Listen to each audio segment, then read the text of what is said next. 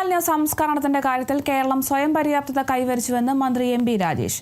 തൃശൂർ മുളങ്കുന്നത്തുകാവിലെ കിലയുടെ head office ക്യാമ്പസിൽ നിർമ്മിക്കുന്ന 2 ദ്രവമാലിന്യ സംസ്കരണ പ്ലാന്റുകളുടെ നിർമ്മാണോദ്ഘാടനം നിർവഹിച്ച് സംസാരിക്കുകയായിരുന്നു മന്ത്രി.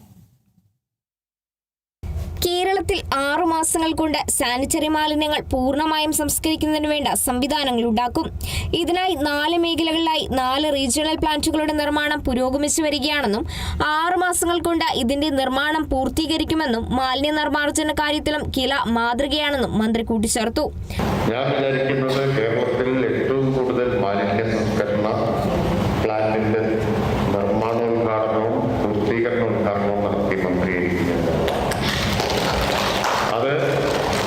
അതിൽ വലിയ സംതൃപ്തിയുണ്ട്. ഹരിതകർമ്മ സേനയുണ്ട്, മിനി MCFന്റെ എണ്ണം 3 ഇരട്ടിയായിട്ട് കഴിഞ്ഞ 3 കൊല്ലം കൊണ്ട് കൂടി. MCF എല്ലാ തദ്ദേശ സ്ഥാപനങ്ങളിലും വന്നു. മിക്കയിടത്തും സ്വന്തം കെട്ടിടത്തിൽ തന്നെ നല്ല സൗകര്യങ്ങളോടുകൂടി വന്നു.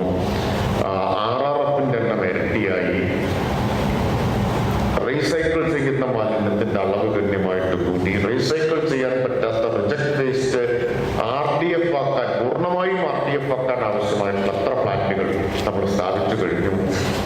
സേവ്യർ ചിറ്റിലപ്പള്ളി MLA അധ്യക്ഷത വഹിച്ച ചടങ്ങിൽ ജില്ലാ പഞ്ചായത്ത് പ്രസിഡന്റ് മേരി തോമസ് വിശിഷ്ടാതിഥിയായി. തദ്ദേശ സ്വയംഭരണ സ്ഥാപനങ്ങളുടെയും സംസ്ഥാന ശുചിത്വ മിഷന്റെയും സഹായത്തോടെ 97.80 ലക്ഷം രൂപ ചിലവഴിച്ചാണ് കിലയുടെ ഹെഡ് ഓഫീസ് ക്യാമ്പസിൽ ദ്രവമാലിന്യ സംസ്കരണ പ്ലാന്റുകൾ നിർമ്മിക്കുന്നത്. Kerala vision news, Thrissur.